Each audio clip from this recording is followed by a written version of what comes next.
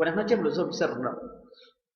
Hoy mi grupo ha venido a presentarle un tema muy importante para el Perú, que es el contrato de trabajo en el Perú. Los integrantes es Vidal Bernoulli Renzo Estefano, Vilca Bomón Valdivia Jorge, Vilca Susaníbar Mercedes y Vilca Vera Jairo. Definiciones del contrato del Perú. ¿Qué es el contrato? El contrato es un acto por el cual una parte se obliga para con otra a dar, hacer o no hacer alguna cosa. Y diremos que es laboral, cuando adentro de los elementos de cualquier contrato. Beneficios del contrato de trabajo. Proporciona la descripción de las obligaciones que el empleado fue contratado para analizar. Establecer la compensación que el empleado va a recibir por el servicio prestado.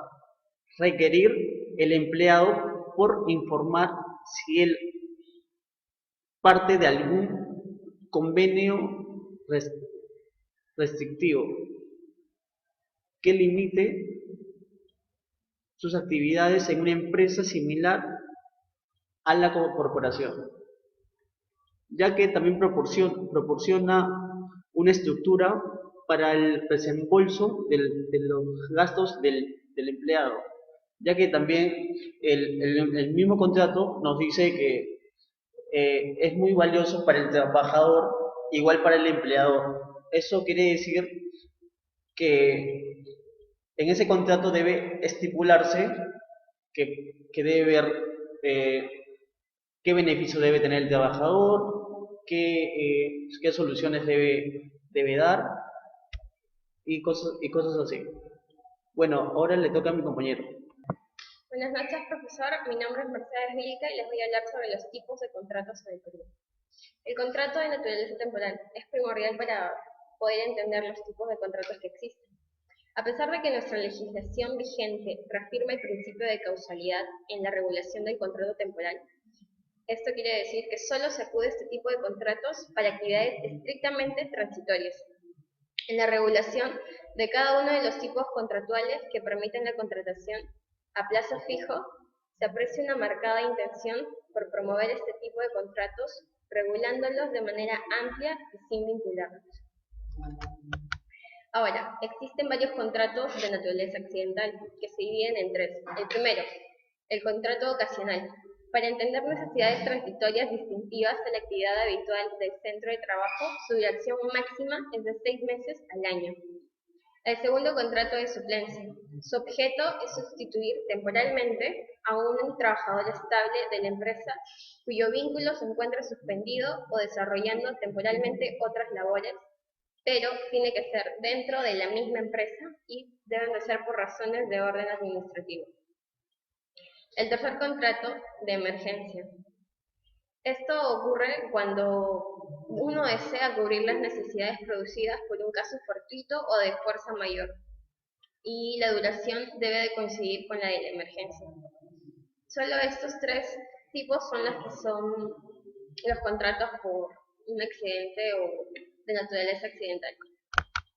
Ahora existen los contratos de naturaleza para obra o servicio, que también se dividen en tres. El primero es un contrato para obra determinada o de servicio específico y tiene como objeto previamente establecido y tiene que haber una dedicación determinada, o sea, el tiempo ya debe de haber sido establecido entre las personas que lo quieren dar. El segundo contrato es intermitente, que para cubrir las necesidades de la empresa que por su naturaleza son permanentes, pero son discontinuos también. El tercer contrato de temporada, que tiene por objeto atender necesidades propias del giro de la empresa que solo se cumplen en determinadas épocas del año, y que estas están sujetas a repetición en periodos equivalentes en cada ciclo y en función a la naturaleza de la actividad productiva. Buenas noches, profesor. Mi nombre es Jairo. Continuando con la sustentación, les voy a hablar sobre elementos del contrato de trabajo, que son dos. La primera, elementos genéricos. En todo contrato se requiere el consentimiento, considerándose que estos elementos implícitamente ya deben estar al momento de surgir el contrato de trabajo. El siguiente, elementos esenciales. Para la existencia del contrato de trabajo es necesario que concurran los tres elementos esenciales, los cuales son prestación personal de servicio. Al trabajador pone a disposición del empleador su propia fuerza de trabajo, debiendo prestar los servicios en forma personal y directa. Subordinación. La subordinación consiste en el poder del mando del empleador y el deber de obediencia del trabajador. Elementos típicos. Los elementos típicos son ciertas características que los ordenamientos laborales buscan fomentar por cuanto su presencia favorece al trabajador. En sí ayudan a determinar la verdadera naturaleza de la relación cuando ésta es controvertida. Mi nombre es Renzo Vidal y en esta oportunidad les voy a hablar del último capítulo, que es jurisprudencia del contrato de trabajo. El contrato de locación de servicios o desnaturalización. La locación de servicios es el contrato mediante el cual una parte se obliga a realizar uno o más actos lícitos no jurídicos en beneficio de la otra. Al decir actos lícitos se está refiriendo a una parte legal, lo que está en régimen a la ley, cuyo resultado, cuando está pactado, no importa la producción o modificación de un ente material o intelectual, obligándole a la otra, a su vez, a pagar por ello un precio en dinero. Es decir, la persona que está contratando a otra persona tiene que pagar por el trabajo que está dando, ya sea material o intelectual. La otra persona va a recibir a cambio un precio en dinero. Contrato de trabajo. Elementos fundamentales. Hay tres elementos fundamentales para el contrato de trabajo, los cuales son la prestación de personal de servicios, el pago de una remuneración periódica, la subordinación o dependencia. También se habla del contrato de trabajo y la subordinación. El trabajador es obligado a cumplir con todas las órdenes e instrucciones que le imparta su contratante. Se convierte sin lugar a dudas en un subordinado. Es decir, que una persona al firmar un contrato se convierte en subordinado de otro, porque está firmando un contrato y ésta tiene que trabajar para él. Contrato de trabajo. No hay perjuicio al trabajador si actúa de buena fe.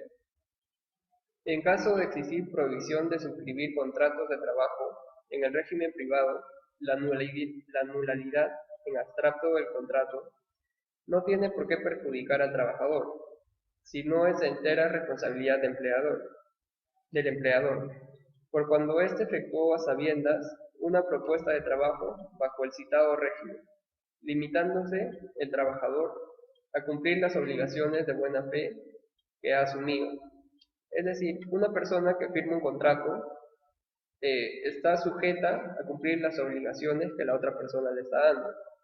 Y es de su entera responsabilidad que debe de respetar y cumplir lo que ha pactado.